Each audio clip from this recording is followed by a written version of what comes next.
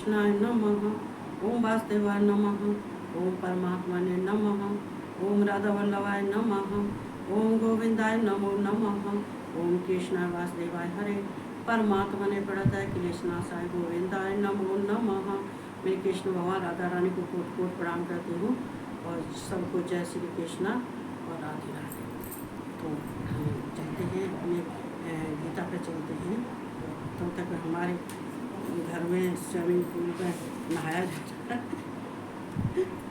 बच्चे क्या क्या करते हैं इनको वही हाँ हाँ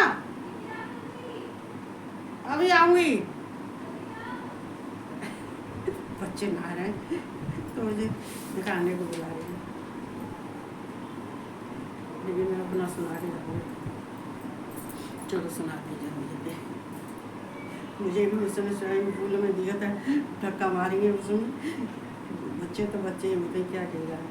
अहमात्मा गुडाकेश सर्वभूताशय स्थित है। अहमादश्च मध्यम च भूतानां मंत एव च भूतानां मंत एव च। देखो सर्वभूताशय स्थित है भगवान। देखो कहते हैं, देखो ये गुडाकेश का क्या मतलब है। देखो भगवान अर्जुन को कितने किस किस नाम से संबोधन करते हैं। अर्जुन का देखो किस किस नाम से बुलाते हैं। गुडाकेश मतलब गुडा का मतलब होता है निंद्रा, और इसका मतलब होता है ईश्वर। जो निंद्रा को जीत चुका है उसको गुडाकेश कहते हैं। तो यहाँ भगवान शिव गुडाकेश के नाम से अर्जुन को संबोधन कर रहे हैं। तो यहाँ कह रहे हैं, हे अर्जुन मैं सब भूतों के हृदय में स्थित सबका आत्मा हूँ तथा संपूर्ण भूतों का आदि मध्य और अंत भी मैं ही हूँ। देखो यहाँ पे कह रहे हैं कि देखो निंद्रा का मतलब क्या होता है कि अर्जुन ने निंद्रा को जीत लिया है। यहाँ अर्जुन भगवान कृष्ण भी कह रहे हैं, अर्जुन तुमने निंद्रा, इसलिए हम गुडाकेश कह रहे हैं कि तुमने निंद्रा को जीत लिया है, तुमने निंद्रा पर जीत पा ली है। और अगर जो निंद्रा पर जीत पा लेता है तो उसकी हमेशा विजय होती है। और ये बात सत्य है। जो कहते हैं कि जो नींद में सोए रहता है, आलस में पड़ा रहता है, उसको वो कहते हैं आलस इतना होता है, निंद्रा इतनी होती है। तो ये क्या होता है, फिर मनुष्य जो है कोई कार्य नहीं कर पाता है। मनुष्य जब फुर्तीला होगा, चुस्त होगा, तभी ये सारे कार्य कर सकता है। तो ये यहाँ अर्जुन ने जो है अपनी निंद्रा पर विजय पा ली है। इससे कृष्ण भगवान बहुत खुश होते हैं। मैं सब भूतों के हृदय में स्थित सबका आत्मा हूँ।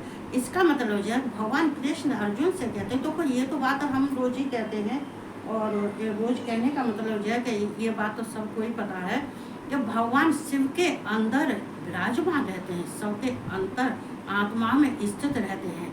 देखो ये आत्मा क्या है, चेतना, और ये इसमें पराशक्ति है। ये पराशक्ति और ये चेतन जो है, ये ही जो है, ये ही आत्मा है। आत्मा का संबंध ये पराशक्ति से है और चेतन से है। तो इसको भगवान आत्मा को जो है कहते हैं कि मेरा अंश है, आत्मा से ही मैं उसके एक अंश से उसके आत्मा में स्थित रहता हूँ। चूँकि ये चेतन पराशक्ति भी चेतन है, अपरा जड़ है। पराशक्ति जो है ये चेतन है, प्रकृति है। तो मैं सबन के हृदय में स्थित सबका आत्मा, मैं सबके हृदय में रहता हूँ, सबकी आत्मा में रहता हूँ। जितने मनुष्य प्राणी संसार में हैं, सब प्राणियों के अंदर स्थित रहता हूँ। लेकिन जब आदमी इंसान जो है अपने अंदर को गंदा कर लेता है, इसमें छल कपट धोखा झूठ, इसमें सब तरह का खाना खा रहे हैं, मीट भी खा रहे हैं, जे भी खा रहे हैं, अंडा भी खा रहे हैं, जे भी का ये सब जो करने वाले होते हैं तो भगवान वहाँ नहीं रहते हैं। भगवान कहते मैं अपने भक्तों के हृदय में रहता हूँ। सादा कहते मैं सबके हृदय में नहीं रहता हूँ। वहाँ पर पराशक्ति को छोड़ दिया जाता है, जो चेतन है पराशक्ति उसको छोड़ दिया जाता है। भगवान ऐसे शरीर में स्थान में, अगर तुम किसी गंदे घर में रहोगे जहाँ गंदगी है, जहाँ बदबू है, लेकिन तुम भगवान की भक्ति करने वाले हो, तुम्हें गंदगी नहीं अच्छी लगती है, तो तुम उस गंदगी में कीचड़ में रह लोगे, कोई नहीं रह पाएगा। तो भगवान ऐसे इंसान के में रह लेंगे क्या? वो कहते हैं कि हमारे मोहल्ला में है एक, वो हनुमान चालीसा लगा लेता है, लेकिन वो उसके कर्मों को देखो तो वो शकल देखने को मन नहीं होता है। तो ऐसे इंसान का अगर भगवान के लिए तुम जितना कुछ नहीं करते हो, उससे 100 गुना तो तुम अपराध करते हो। तो यहाँ भगवान कृष्ण कहते हैं कि मैं सबके हृदय में रहता हूँ, लेकिन सबके स्थित हृदय में स्थित तब ही रहते हैं जब वो हृदय ये शुद्ध और पवित्र होता है, उसमें कोई कीचड़ गंदगी नहीं होती है, तब रहते हैं। नहीं तो चेतन पराशक्ति तो है। तथा संपूर्ण भूतों का आदि मध्य और अंत भी मैं ही हूँ। हे अर्जुन, हे गुडाकेश, ये संपूर्ण जितने भूत हैं, जितने प्राणी हैं, उनका आदि मध्य का मतलब क्या होता है? क्या मैं सृष्टि करता भी हूँ, पालन करता, संहार करता भी हूँ।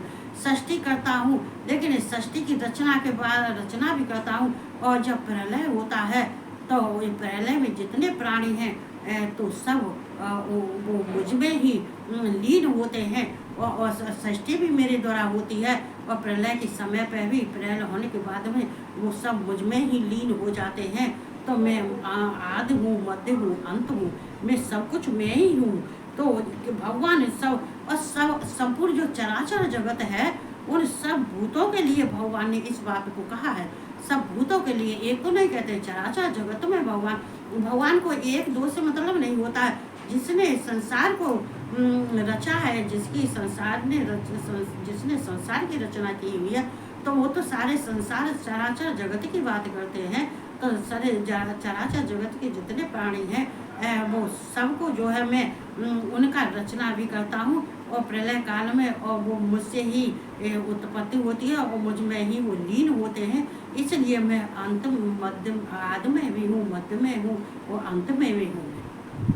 मैं ही हूँ। संसार में जो कुछ भी संसार में होता है वो सब मेरे द्वारा ही होता है अर्जुन। इसलिए तू अपनी निंद्रा पर जो है तूने जीत पा ली है, और तूने निंद्रा को जीत लिया है, तेरी विजय अवश्य है। जो निंद्रा को जीत लिया, जो आलस में नहीं है, जो कहते हैं आलस होता है उसको उसमें नहीं है, तो वो इंसान तो फिर संसार की तो चलेगा, वो तीनों लोकों का मालिक भी हो जाता है। जो सोता है सो खोता है, जो जागता है वो पाता है।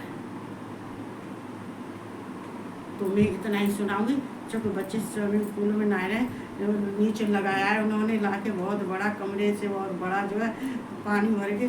तो मैं चल रही देख रही हूँ, जो थोड़े से बच्चों का भी करना चाहिए, वो भी आज जो जा रहे हैं रात में तो ये तो मचा रहे हैं। तो सब हम जो भी करते हैं भगवान भी बच्चों के लिए करते हैं। संसार के जितने हैं भगवान के लिए वो बच्चे ही हैं, हम भी बच्चों के लिए करते हैं। तो इतना कहते हुए सबको जय श्री कृष्णा, राधे राधे, और सबको गुड नाइट।